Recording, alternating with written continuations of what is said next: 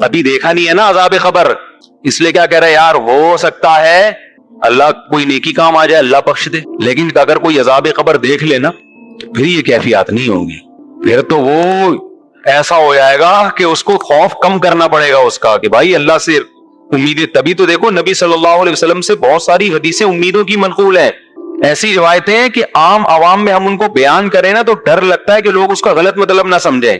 مثال کے طور پر ایک حدیث میں آتا ہے رسول اللہ صلی اللہ علیہ وسلم نے صحابہ سے فرمایا اگر تم سب لوگ گناہ بالکل چھوڑ دو، کبھی کسی سے گناہ ہو ہی نہیں، کوئی غلطی نہیں ہوتی کسی سے، اللہ تمہیں ختم کر دے گا، مار دے گا ایسی قوم. اللہ ایسی قوم پیدا کرے گا جس سے گناہ ہو پھر وہ اللہ سے توبہ کرے، اللہ کو توبہ پسند ہے. صحیح حدیث ہے. اب اگر صرف آپ اتنی حدیث پبلک کے سامنے بیان کر دیں تو اس سے تو لوگوں کو گناہ پہ جرت ہوگی کہ نہیں ہوگی؟ لوگ کہیں گے یار ہم خام میں بچ رہے ہیں، بلا وجہ گناہ کر لیں گے پھر توبہ کر لیں گے، کیونکہ اللہ کو گناہ سے بچنے والے بالکل بھی پسند. کیا خیال ہے؟ اللہ تو کہہ رہا ہے گناہ سے بالکل بچو گے تو میں تو مار کے ختم کر دوں گا، ایسے لوگ مجھے چاہیے نہیں. بھائی بات یہ کہ یہ جن کو خطاب کیا جا رہا ہے نا ان کے دلوں میں آگ کا اتنا خوف پیدا ہو گیا تھا، اتنی جہنم کی آگ کا ڈر کہ حضرت عمر رضی اللہ تعالیٰ عنہ کے تو رو رو کے یہاں نالیاں بن گئی تھی اللہ کے خوف سے. یہ لوگ آپ کے سامنے بیٹھے تھے، اتنا خوف کا غلبہ تھا حضرت عمر میں، وہ کہتے تھے کہ قیامت کے دن اللہ مجھے جنت نہ دے، بس میرے گناہ معاف کر دے میری نیکیوں کے بدلے، تو بس مجھے یہ بھی قبول ہے، مجھے ڈر ہے کہ میں پکڑا نہ جاؤں کہیں. حضرت ابو بکر پہ ایسا خوف کا غلبہ، گھاس کا تنکا اٹھا کے کہتے کاش میں گھاس کا تنکا ہوتا، میں مٹی ہوتا، انسان نہ بنتا تاکہ حساب نہ ہوتا. ایسا ان کے دماغوں پہ ایک حساب کتاب کا خوف مسلط تھا. لیکن یہ کیفیت ان کی بھی ہر وقت نہیں ہوتی تھی، تو ایسے لوگوں سے امکان تھا کہ کوئی چھوٹا موٹا گناہ ہو جائے، تو جب ہو جاتا پھر وہ کیفیت بحال ہوتی تو ان کو خوف کا بہت غلبہ، اتنا خوف کہ اس سے انسان عمل میں پیچھے، مایوسی پیدا ہونے لگتی ہے کہ یار ہم تو نیک بن ہی نہیں سکتے، چھوڑو جنت پہ جانے کی. جیسے ایک آدمی کو پتا ہے میں کامیاب ہو ہی نہیں سکتا تو وہ امتحان کی تیاری کرنا چھوڑ دیتا ہے. تو ایسے لوگوں کو کیا کہا جاتا ہے؟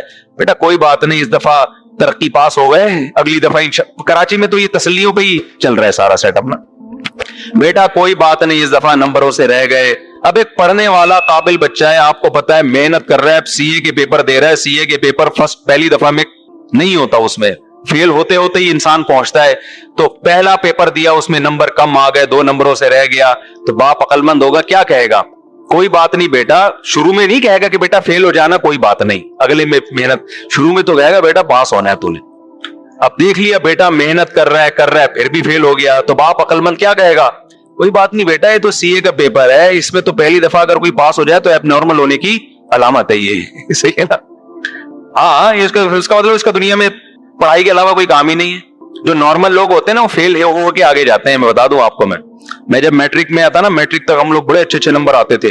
میرے بھائی نے کہا یہ پاس ہونے کا شوق صرف میٹرک تک ہی ہوتا ہے، فرسٹ ایئر سیکنڈ ایئر سے بندہ فیل ہونا شروع. واقعی پھر الحمدللہ اللہ نے بڑا نوازا. فرسٹ ایئر میں 2-3 پیپر مشکل تھے، ہم نے چھوڑ دیے کہ سیکنڈ ایئر میں دیں گے، اس کو اکٹھے دے دیں گے. تو اور ذہین لوگ مشکل سے ہی پاس ہوتے ہیں، یہ بھی میں آپ کو بتاتا ہوں، ان کا دماغ ادھر ادھر چلتا بہت ہے. لڑکیاں جو پڑھائی میں اتنی آگے ہیں نا، یہ ذہین ہونے کی علامت نہیں ہے، یہ ان کی فکر کیا ہوتی ہے، وہ محدود ہوتی ہے نا. ان کو پڑھائی ہے تو پڑھائی، آدمی کے پاس تو اتنے مسئلے ہیں، وہ چھوڑو بھی کیا کیا مسئلے آپ لوگ کے، تو گھومتا رہتا اس کا دماغ. وہ اگر خود پڑھ رہا ہوگا اور کوئی اس کی کلاس فیلو شوق سے پڑھ رہی ہوگی تو اس کو وہ پڑھتی بھی زیادہ اچھی لگ رہی ہوگی کتاب کی نسبت. کہہ رہے یار سبحان اللہ، اصل تو یہ ہے، ٹھیک ہے نا. اس کا دماغ ایک جگہ ٹکتا نہیں ہے، پھر سوچتا ہے، پھر وہ سیاسی حالات اور پھر بہت سارے آدمی کے دماغ میں نا چیزیں بھری ہوئی ہوتی ہیں. پڑھائی میں نمبر لانے والے 2 قسم کے لوگ ہوتے ہیں، یا تو بہت محنتی ذہین یا بہت بے وقوف. یا تو بہت ہی محنتی ہو نا وہ بھی چلے جاتے ہیں، یا میں نے پڑھائی بہت بے وقوف لوگوں کو دیکھا ہے کہ نمبر اچھے آ رہے ہوتے ہیں رٹے لگا کے. درمیانی طبقہ تو تھوڑا سا اس میں دماغ ہونا، وہ پھر بہت مشکل سے پڑھائی، وہ ٹکتا ہی نہیں ایک جگہ.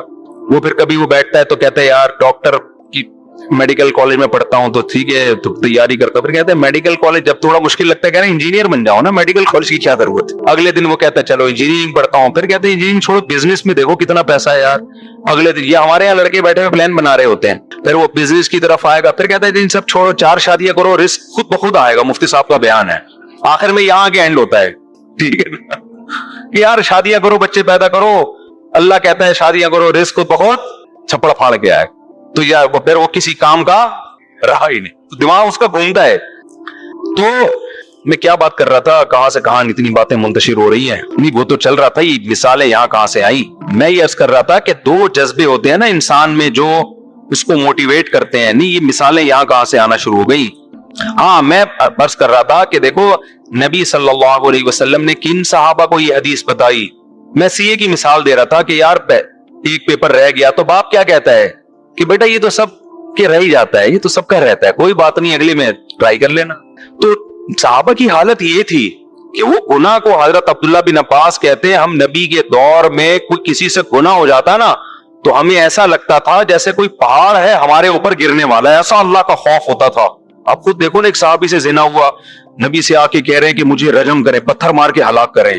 نبی نے ان کو نکال دیا اپنی محفل سے کہ جاؤ, بتا دیا گویا بزبان حال کہ توبہ کرو بس اللہ سے.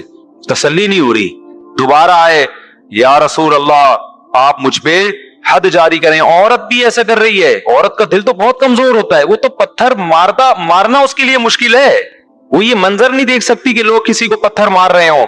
اور وہ نبی کے پاس صحابی آ رہی ہیں, یا رسول اللہ مجھ سے زنا ہو گیا, آپ مجھ کو رجم کریں. نبی نے ان کو بھیج دیا واپس, جاؤ. انہیں اشارہ کر دیا کہ بھئی اللہ سے توبہ کرو. دوبارہ آئی, چوتھی بار آئی تو نبی نے کہا کہ تمہیں حمل ہے, واپس چلی جاؤ. وہ اگر دوبارہ نہ آتی نبی ان کے پیچھے کسی کو نہیں بھیجتے. کتنا خوف, بچہ جن لیا, بچہ لے کر آئی, یا رسول اللہ اب اس کی جان ضائع نہیں ہوگی کیونکہ بچے کا کیا قصور تھا, آپ مجھے رجم کریں. نبی نے فرمایا اگر تمہیں رجم کر دیا تو اس بچہ تو ماں کے بغیر یہ اس کی تربیت ہی نہیں ہو سکے گی, یہ تو روٹی پانی کا محتاج ہے. دوبارہ چلی گئی, 7 سال کا بچہ ہوا نا روٹی کھانے کے قابل. ہمیں بھی جوش پیدا ہوتا ہے گناہ سے توبہ کا 2 منٹ کے لیے, اس کے بعد ختم. کتنا ڈیلے کیا نبی نے ان کو کہ یہ واپس نہ آئے. وہ واپس آئی, بچے کے ہاتھ میں روٹی کا ٹکڑا کہ یہ خود کھاتا ہے اب. تو پھر ان کو رجم کیا, جنازہ پڑھایا نبی نے. حضرت عمر نے عرض کیا یا رسول اللہ ایک عورت نے زنا کیا, آپ جنازہ پڑھا رہے ہیں. تو نبی نے فرمایا لقد تابت توبۃ لو قسمت بین 70 من اہل المدینہ لوسعتهم. اے عمر اس نے ایسی پیاری توبہ کی ہے کہ اگر مدینہ کے 70 کبیرہ مرتکب گناہگاروں میں اس کو ڈیوائیڈ کیا جائے نا تو ہر ایک کی بخشش کے لیے کافی ہو جائے. 70 آدمیوں کی توبہ اس ایک نے کی ہے, اکیلی نے. تو ایسے خاندانی لوگ تھے, گناہ شیطان نے کرا دیا. ان کو یہ کہا جا رہا ہے, امیدیں دلائی جا رہی ہیں. اتنے مایوس نہ ہو, کوئی بات نہیں, ہو گیا, گڑگڑاؤ اللہ کے سامنے. یہ گڑگڑانا بھی اللہ کو پسند ہے, اور اتنا پسند ہے کہ اگر سارے ہی نیک بن جائے نا, ایسے صوفیوں کو اللہ ختم کر دے گا. اللہ کہے گا معافی مانگنے والے کہاں گئے بھائی. تو یہ ان کے بارے میں, ہمارے بارے میں قطعاً نہیں ہے کہ ہم کہیں یار اچھا ہوا ہم بھی گناہ کر رہے ہیں. بھائی ہم تو, وہ ہماری کیفیات ہی نہیں بن رہی گناہ کر کے, وہ ہمیں خوف ہی پیدا نہیں ہو رہا. تو میں جلدی سے اصل بات کی طرف آتا ہوں کہ بھائی صرف ایمان کافی نہیں ہے, وہ کیفیات بنانا ضروری ہے. تبھی تو قرآن کہتا ہے اذا تلیت علیہم آیاتہ, ایمان والے وہ ہیں جب ان کے سامنے ہماری آیات تلاوت کی جاتی ہیں, وجلت قلوبہم, ان کے دل دہل جاتے ہیں. وَإِذَا سَمِعُوا مَا أُنزِلَ إِلَى الرَّسُولِ, جب یہ اس کلام کو سنتے ہیں جو رسول پہ نازل ہوا. تَرَىٰ أَعْيُنَهُمْ تَفِيضُ مِنَ الدَّمْعِ, اے نبی آپ دیکھتے ہیں ان کی آنکھوں سے آنسو بہنا شروع ہو جاتے ہیں. یہ وہ کیفیات تھی جو صحابہ کی بنتی تھی. آج ہمارے دل کیا ہو گئے, خشک, سخت ہو گئے. قرآن کہتے ہیں نا فَوَيْلٌ لِّلْقَاسِيَةِ قُلُوبُهُمْ, جن کے دل سخت ہو گئے, نصیحت کی بات ان کے دل پہ اثر نہیں کر رہی. اچھا دیکھو قرآن بار بار دل کا ذکر کر رہا ہے, دماغ کا ذکر نہیں کر رہا. حالانکہ بات جاتی کہاں ہے, پہلے دماغ میں جاتی ہے. لیکن قرآن کا تذکرہ کس کا کر رہا ہے, دل کا. وجہ اس کی ہے کہ دماغ میں جب جذبات بنتے ہیں نا تو فوراً اثرات کہاں آتے ہیں, دل پہ آتے ہیں. آپ کی بیوی آپ سے کہے نا مجھے آپ سے محبت ہے, آپ کو اگر بیوی سے عشق ہوگا, ایک دم آپ کے دل کی دھڑکن, کوئی اجنبی لڑکی آپ سے اگر کہے کہ مجھے آپ سے بہت محبت ہے, کسی کنوارے چھڑے چھاٹ سے کہے, دل ایک دم کنٹرول سے باہر ہو جائے گا نا, یوں یوں یوں جا رہا ہے, اس کو قابو میں رکھنا مشکل ہو جائے گا, اٹیک نہ ہو جائے, اچھل کے آئے گا. تو اثر دماغ پہ ہو رہا ہے یا دل پہ ہو رہا ہے, دل پہ ہو رہا ہے, دل ہلے گا اس کا. لیکن بیوی صبح سے شام بولتی رہے کہ مجھے آپ سے محبت ہے, آدمی کہتا ہے کوئی تیرے اس کے علاوہ کوئی کام نہیں ہے. وجہ کیا ہے, وہ جذبات کیا ہو گئے, ختم. دماغ تو ہلے گا, دل پہ اتنا سا بھی اثر نہیں. اور اگر ہوگا بھی تو الٹا ہوگا, الٹا اثر. جیسے کوئی خاتون شادی سے پہلے کہہ دیتی نا آئی ہیٹ یو, تو وہ والا اثر ہوگا, اس میں دل ہلتا نا, یہ والا ہلنا شروع ہو جائے گا, اس طرح کا دل ہلتا ہے. تو ہاں, تو قرآن کیا کہہ رہا ہے, قرآن ساری کیفیات کس کی ذکر کر رہا ہے؟ دل کی. وجہ کیا ہے؟ یہ بتانے کے لیے کہ صرف ایمان کافی نہیں ہے، عمل کے لیے کس کا بننا ضروری ہے؟ دل کی دھڑکنیں، دل کی دھڑکنوں میں ایمان پیدا ہو جائے، دل کی دھڑکنوں سے پتا چلے کہ مومن ہے. اب سوال وہی میں جلدی سے جواب دے دیتا ہوں، بہت سوال کر لیے کہ یہ کیفیات پیدا کرنا ضروری ہے، یہ نہیں تو پتا چل گیا نا. اس کو دل میں آگ لگ رہا ہے کہتے ہیں. یہ صحابہ کرام میں یہ کیفیات تھی، تبھی میدان جنگ میں تلواریں چل رہی ہیں. اور ایک صحابی نے منت مانی تھی، اللہ دوبارہ جنگ ہوئی تو دیکھ میں کیا کرتا ہوں. جب دیکھا جنگ چھڑ رہی ہے، یہ کھجور کھا رہے تھے، انہوں نے کہا چلو کھجور ختم کر کے جنگ میں جاتا ہوں. لیکن کہا کہ جنت قریب کھڑی ہوئی ہے بھائی، جنت میرے سامنے. اللہ کی قسم یہ کھجور کھانے کا زمانہ بہت طویل ہے، اتنی دیر میں جنت نہ ابھی جاؤں گا. اور لڑے اور اللہ کی راہ میں شہید ہو گئے. اور ہماری جو جنت پہ کیفیات بنتی ہیں، جنت پہ بیان سن لیا، یہ نہریں، یہ حوریں، تھوڑا سا خیال آتا ہے اچھا ٹرائی کر کے دیکھتے ہیں. تو ایک دن بمشکل اٹھے گا جیسے قبر سے مردے کو اکھاڑا جا رہا ہے، فجر میں آ کے کھڑا ہو جائے گا فجر میں. بس اس کے بعد پھر 6 مہینے تک مارکیٹ سے شارٹ، ورنہ تو یہ بھی نہیں ہوگا. تو تم میں آگ لگانے کے لیے علماء کہتے ہیں 2 کام کر لیں. آپ سمجھتے ہو کیا کر لیں؟ 2 کام. ایک استحضار، جس چیز کو انسان بار بار سوچتا ہے نا وہ آپ کی لاشعور کا حصہ بننا شروع. وہی مثال دیتا ہوں، آپ کھڑے ہوں اور وہی گٹر کھلا ہوا ہے، لوگ کہہ رہے ہیں نہیں جاؤ، آپ وہاں کھڑے ہو کر تھوڑی دیر سوچیں. بیٹا ذرا سوچ لے، اگر گیا اور پاؤں اندر آیا تو تھوڑا سا کوئی یوٹیوب پہ ویڈیو لگا کے گٹر میں گرتے ہوئے لوگوں کی دیکھ لیتے. دیکھ نہیں سکتا، سوچ تھوڑی دیر. جب بہت زیادہ سوچیں گے نا، آہستہ آہستہ آپ کی وہ کیفیات بننا شروع، آپ کے دل میں خوف پیدا ہونا شروع. آپ ماشاءاللہ 130 کلو کے ہو گئے، گول ہو گئے. اب آپ لمبائی چوڑائی آپ کی کیا ہو گئی؟ برابر. مٹھائی کے لڈو آپ کے سامنے رسگلے پڑے ہوئے ہیں. کسی نے کہا یہ رسگلے، دوسرے نے کہا بھائی تو اپنا موٹاپا دیکھ، شوگر ہو سکتی ہے، بلڈ پریشر ہو سکتا ہے. آپ نے کہا بے یار وہ دیکھا جائے گا، ابھی تو کھاؤ. لیکن کھانے سے پہلے استحضار کریں. آپ 2-4 اپنے پرانے دوستوں کو ہسپتالوں میں دیکھیں جا کے، یا تصور کریں یار اس دن فلاں کا انتقال ہوا تھا، ایسے یوں پڑا ہوا تھا ہے بھائی تختے پہ، ایسے ہی ہوگا نا، ایسے تختے پہ پڑا ہوا تھا، اچھا بھلا ہٹا کٹا تھا، اس دن فلاں کو برین ہیمریج ہوا تھا، اب وہ تھا، اب ہے بولو. اس کا جنازہ اتار رہے تھے ہم قبر میں. جب یہ سوچنا شروع کریں گے نا تو وہ لڈو میں آپ کو وہ لڈو زہر لگنا شروع ہو جائیں گے. آپ کو اس میں سانپ کے پھن نظر آئیں گے. سمجھ رہے ہو کہ نہیں سمجھ رہے؟ سانپ کے پھن نظر آئیں گے اس کے اندر. آپ اگر جتنا سوچو گے اتنا وہ زہر لگے گا، آپ اتنا زہر لگے گا. تو مریضوں کا جب انسان سوچتا ہے نا پہ وہ بھی ان کے ساتھ یہ ہو گیا، ان کے ساتھ سوچتا ہی نہیں ہے تو پھر پھوڑتا چلا جائے گا. یقین تو ہے کہ ایسا ہوگا لیکن استحضار نہیں ہے. اس کو کہتے ہیں استحضار. استحضار کا مطلب حاضر کرنا کسی چیز کو، دماغ میں لائیں اس کو. علماء کہتے ہیں 24 گھنٹے میں ایک ٹائم نکال کے نا سوچا کریں. ایک دن پھٹے پہ لیٹا ہوا ہوں گا میں، موت کا یقین سب کو ہے، استحضار نہیں ہے. سب کو پتا ہے مریں گے. کوئی آپ کو آگے کہتے ہیں مریں گے تو کون سی کوئی نئی معلومات دے رہا ہے، پتا ہے مریں گے، کیا کروں میں مریں گے تو چل آج فلم دیکھنے چلتے ہیں. لیکن اگر تھوڑی دیر کھوپڑی استعمال کر رہے ہیں، بیٹا اس کا مطلب پتا ہے کیا ہے مریں گے کا، تھوڑی دیر سوچ لیں. ایک دن پھٹے پہ لیٹا ہوا ہوں گا. ہمارے حضرت سے جب ہم بیعت ہونے گئے نا تو حضرت سے بیعت ہو گئے ہم. حضرت نے وعدے کیے نماز پڑھیں گے، یہ کریں گے. حضرت نے ایک عمل بتایا، فرمایا روزانہ 5 منٹ کسی بھی ٹائم پہ یہ سوچنا ہے کہ ایک دن میں پھٹے پہ لیٹا ہوا ہوں گا اور مجھے غسل دیا جا رہا ہوں. دائیں کروٹ لٹاؤ جی، مفتی طارق مسعود صاحب. اس وقت مفتی بھی مشہور نہیں تھے. طارق صاحب کو دائیں طرف لٹاؤ، ادھر سے پانی بہاؤ. ڈر لگ رہا ہے کہ نہیں لگ رہا؟ اس لیے نہیں لگ رہا کہ میں لیٹا ہوا ہوں. آپ لیٹو گے پتا، ابھی مجھے لگ رہا ہے، آپ کو تھوڑی لگے گا. آپ بھی اتنے ہوشیار ہو، میرے بارے میں سوچ رہے ہو کہ پھٹے پہ. میں آپ کو اس لیے اپنی مثال دے رہا ہوں کہ اپنے بارے میں سوچو. سمجھ رہے ہو؟ آپ بھی شیطان کہتا ہے اچھا یہ بھی لیٹے ہوئے ایک دن پھٹے پہ، تو آپ یہاں لیٹے ہوئے نہیں ہوگے پھٹے پہ. اٹریکشن تو یہ ہوتی ہے کہ آپ نے دہلیز پہ قدم رکھا، گھر میں گئے، بے یار کیا زبردست لگژری سٹائل. جیسے ہمارے پنجرے میں جب کوئی جاتا ہے نا مرغیوں کے، تو ہمارے لیے تو بڑی اٹریکشن ہے. پتہ نہیں، ایک تو میں جو بھی مہمان آتا ہے، ڈیفنس سے آ رہا ہو، کلفٹن سے آ رہا ہو، 20ویں گریڈ کا آفیسر ہو، 18ویں گریڈ کا آفیسر ہو، میں اس کو اپنی گائے دکھاتا ہوں، اپنی بکری دکھاتا ہوں، اور اپنی انڈوں پہ بیٹھی ہوئی مرغیاں لازمی دکھاتا ہوں. آج میں سوچنے لگا پتہ نہیں اس کو دلچسپی ہے بھی کہ نہیں ہے. یہ بولے گا یار کیا ہمیں کیا دکھا رہے ہو مفتی صاحب، مرغیاں دکھا رہے ہو، بکری دکھا رہے ہو. تو پھر میں نے سوچا یار ہمارے پاس آنے کا جرمانہ یہی ہے، جو ہمارے پاس آئے گا تو ہم اس کو اپنی گائے بھی دکھائیں گے، तेरे बाप ने भी देखना है, चाहे तेरा दिल करे या ना करे। अपनी मुर्गियां भी दिखाएंगे। अब हर आदमी को दिलचस्पी नहीं होती, लेकिन भाई हमें दिखाने में मजा आ रहा है, तो हमसे मुलाकात का कफारा ये है कि आप हमारी मुर्गियां भी देखो, और मुर्गियों अंडों पे बैठी हुई मुर्गियां अलग से देखो आप। ये कफारा है मुलाकात, क्योंकि हमें दिखाने में मजा आता है अपनी मुर्गियां। तो आपको आए ना आए, जब भाई हमारे पास आ रहे हो तो हमारी शर्तों पे आओ ना। जब आप किसी से मिलने जाते हैं तो अपनी शर्तों पे थोड़ी। भाई हमने आपको टाइम दिया, अगर आप समझते हो भाई मुफ्ती साहब ने टाइम दिया, उनका बड़ा शुक्रिया, तो शुक्रिया की कीमत दे दें आप। वो शुक्रिया की कीमत क्या है? हमारी गाय देखें और तारीफ करनी पड़ेगी आपको, बहुत अच्छी गाय है। कोई हमने उसकी गीबत बर्दाश्त, बकरी देख के चाहे जैसी भी हो आपको बोलना पड़ेगा वेल डन माशाल्लाह, बड़ा मजा। मुर्गियां देख के आपको कहना पड़ेगा वेल डन मुफ्ती साहब, बहुत जबरदस्त। तो इससे ये होता है कि खुशी मिल जाती है, फिर हम थोड़ी देर और बैठ जाते हैं आपके साथ, ठीक है। तो मैं सोच रहा था यार मैं हर एक को दिखाता हूँ, लोगों को थोड़ी दिलचस्पी होती है। बहुत से लोग बड़ा 3 पीस सूट टाई और ये सब मुर्गियां वर्गियां उनको। एक दफा तो क्या हुआ, एक साहब मिलने के लिए आए, वो अमेरिका से आए थे, अमेरिका में ही मास्टर वास्टर किया हुआ, मैंने मुर्गियों में ही बिठा दिया उनको, चाय वहीं मंगवा ली, और मुझे तो मजा आता है। अब मैंने कुर्सी पे उनको बिठा के गया, चाय मंगवाई, मैंने कहा पिए मैं आता हूँ। मैं आया तो अब वो कुछ कह भी नहीं रहे।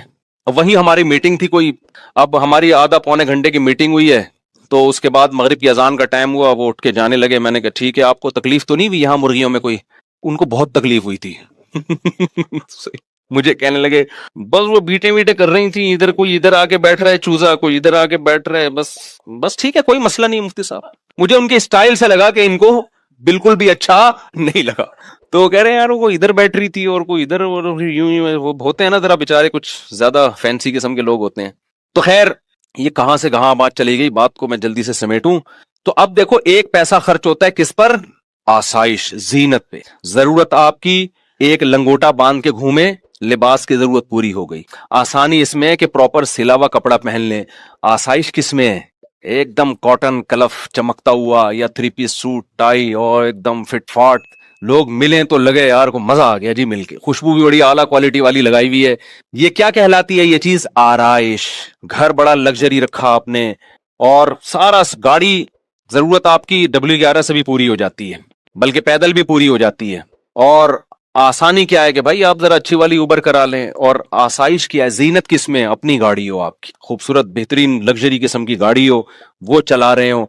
तो इस्लाम में अल्लाह ने आपको जरूरत पे पैसा खर्च करने की भी इजाजत दी, आसाइश पे पैसा खर्च करने की भी इजाजत दी, और आराइश पे। तो खूब समझ लें, सफर में भी आराइश, के आप घूमने फिरने दुनिया में कहीं जाते हैं, कोई अच्छी जगह आपको नजर आती है, आप पहाड़ों में चश्मों में इंजॉय करते हैं, तो अल्लाह की तरफ से इस पे कोई पाबंदी नहीं है। पाबंदी सिर्फ इस पर है कि लाइफ को इंजॉय करने की इजाजत है, इन चीजों से दिल ना लगाओ। दिल देना अलग चीज होती है। दिल देने की अलामत क्या है? आप कहेंगे क्या भाई जब एंजॉय करना है तो दिल देने का मतलब है छूटती है तो गम कितना होता है। देखो, जब आप सफर में जाते हो, कोई हम सफर होता है, दिल लगाते हो। अब ये मेरे साथ लाहौर में जा रहे थे ना, ये मुझे मिले, लाहौर में जा रहा था तो ये एयरपोर्ट पे मिले मुझे, अमेरिका से आए माशाल्लाह। ये तो एयरपोर्ट पे हमारी गपशप हो गई, दोस्ती हो गई। तो मैंने इनसे कहा कि आप जहाज में मेरे साथ ही बैठ जाइएगा, लेकिन इनकी सीट थी पीछे। मुझे अच्छे कुछ तमीज के आदमी लगे ये, मैंने कहा कुछ मुझे भी सीखने का मौका मिलेगा आपसे।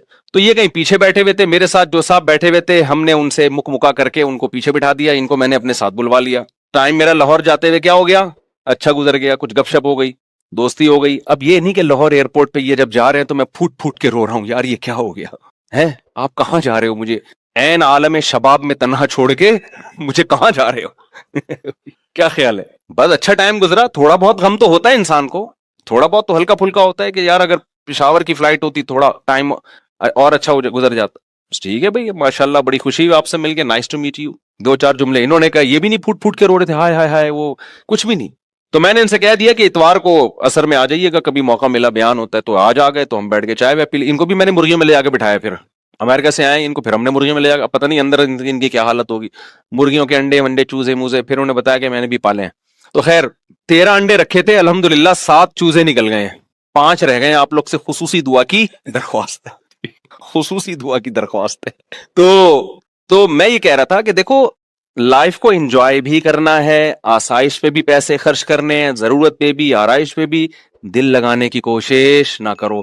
अंग्रेज दुनिया से दिल लगाता है, जब दुनिया छूटती है तो खुदकुशी की तरफ जाता है वो। मुसलमान दुनिया کو انجوائے کرتا ہے حلال طریقے سے, چھوٹتی ہے تو اس کو ٹینشن نہیں ہوتی, کیونکہ مسافر خانہ ہونے کا تصور ایسا دماغ میں انسٹال ہو گیا ہوتا ہے کہ وہ کہتے ہیں یار یہ تو ویسے ہی چھوٹ جانی ہے بھائی, ابھی تو بڈھے ہو جائیں گے تو کسی کام کے نہیں رہیں گے, یہ تو ختم ہو جائیں گے, دلیے پہ آ جائیں گے, پھر سوپ پہ آ جائیں گے, پھر ڈرپ پہ آئیں گے. حقیقت ہے, ڈاکٹر کہے گا آپ سوپ پینے کی بھی آپ میں طاقت, اب صرف مرغیاں دیکھ کے تصور کیا کرو کہ ونس اپون اے ٹائم ان کا سوپ پیا کرتے تھے ہم. اچھا یہ مرغیاں ہم نے سوپ کے لیے نہیں رکھی ہوئی ہیں, کیونکہ ایک مہمان آیا, وہ مجھے کہہ رہے ہیں یار یہ اگر کاٹ کے کھلا دیں آپ, رات کی دعوت کر دیں. تو میں نے کہا دوبارہ سب گستاخانہ جملہ ہمارے مرغوں کے خلاف منہ سے نہیں نکلنا چاہیے, یہ گستاخی ہے بہت بڑی. ہم آپ کو بازار سے دیسی مرغا کاٹ کے کھلا دیں گے, ان مرغوں پہ آپ نے غلط. تو میں نے کہا دوبارہ سب گستاخانہ جملہ ہمارے مرغوں کے خلاف منہ سے نہیں نکلنا چاہیے, یہ گستاخی ہے بہت بڑی. ہم آپ کو بازار سے دیسی مرغا کاٹ کے کھلا دیں گے, ان مرغوں پہ آپ نے غلط آنکھ اٹھا کے نہیں دیکھنی. تو یہ گستاخی بھی لوگ کرتے ہیں. تو دل نہ لگاؤ بار بار بار بار بار بار. اور ہمارے دماغوں میں جو ایک تھوڑی سی نامناسب زبان استعمال کر رہا ہوں, ہمارے دماغوں میں جو خناس بھرا ہوا ہے نا, جو میڈیا نے بھر دیا, ہمارے ایجوکیشن سسٹم نے ڈال دیا, وہ ہے دنیا سے دل لگانا, اسی کو کامیابی سمجھنا, اسی کو سب کچھ سمجھنا. حالانکہ یہ سب کچھ نہیں ہے, یہ کچھ بھی نہیں ہے. قرآن کہتا ہے متاع قلیل, چند ٹکے ہیں بھائی, صحیح ہے نا, چند کیا ہیں, ٹکے. جیسے بچے کو چونی اٹھنی دے دیں, وہ خوشی سے کلابازیاں کھاتا ہے, بڑے ہنس رہے ہوتے ہیں. تو ہمیں بھی وہ 8-10 کروڑ کے گھر مل جاتے ہیں, 2-4 ارب کے جائیدادیں بنا لیتے ہیں. فرشتے کہہ رہے تو 2-4 ٹکے مل گئے, تو قارون کو تھوڑے 4 روپے زیادہ مل گئے تھے, ٹھیک ہے نا, وہ بھی بیوقوف اترانے لگا تھا, اور تمہیں تو کچھ بھی نہیں ملا قارون کے مقابلے میں. قارون کو جو اللہ میاں نے دیا تھا نا, وہ بحریہ ٹاؤن نہیں تھا, وہ اتنا تھا کہ ان مفاتحہ لتنوء بالعصبۃ اولی القوہ. قرآن کہہ رہا ہے خزانوں کی چابیاں جانور لے کے چلا کرتے تھے, خزانے جو تھے نا اس کے پاس. اور اس زمانے کے خزانے کرنسی نہیں ہوتی تھی, سونے اور چاندی کے ڈھیر ہوتے تھے. اتنا خزانہ اور ایسا وی آئی پی پروٹوکول کہ جب وہ اپنے گھر سے اس پروٹوکول کے ساتھ نکلتا تو قرآن کہتا ہے قال الذین یریدون الحیات الدنیا, دنیا پرس لوگ جو بھول گئے تھے کہ ہم نے مرنا ہے, وہ کیا کہتے تھے, یا لیت لنا مثل ما اوتی قارون, کیا کاش ہمیں بھی تھوڑا سا ایسا اسٹائل مل جاتا. ہم تو غریب لوگ ہیں, گھر سے نکلتے ہیں, کوئی بھنگی بھی ہمیں لفٹ نہیں کراتا, ٹھیک ہے نا. ان کا پروٹوکول دیکھو یار. یہ دنیا پرس لوگ کہہ رہے تھے قارون کو دیکھ کے, یار کیا اسٹائل ہے بھائی, اسٹائل ہی پہ دنیا مر رہی ہے آج کل. یہ آج کل نہیں مر رہی, پہلے سے مر رہی ہے یار. ان کا اسٹائل دیکھو, چلتا ہے تو پتا چلتا ہے کوئی بڑا آدمی جا رہا ہے. وہ جو آج کل ایک آ رہا ہے نا, غریبوں کو گالیاں دے رہا ہوتا ہے, وہ پتہ نہیں کوئی صاحب ہے, بہت غلط کر رہا ہے, اس کو کوئی میرا پیغام پہنچا دے. پیسہ کمانے کی ترغیب ضرور دیں, لیکن اس طریقے سے نہ دیں کہ آپ لوگ ڈپریشن میں جانا شروع ہو جائیں, کیونکہ پیسہ کمانے کی کوشش آپ کر سکتے ہو, ملتا اللہ کی مرضی سے ہے. ہم چند سکسیس لوگوں کی مثالیں دے رہے ہوتے ہیں, اس نے محنت کی اتنا کما لیا, لاکھوں اس سے زیادہ محنت کر چکے ہوتے ہیں, کچھ بھی نہیں ملتا ان کو. تو اس میں تقدیر کا دخل زیادہ ہے. اور اس کو میرا پیغام یہ بھی پہنچا دیں کہ آج جو آپ کہہ رہے ہو نا اتنا پیسہ میں نے کما لیا, تو زیادہ اس کو شو بھی نہ کریں. ہم نے دنیا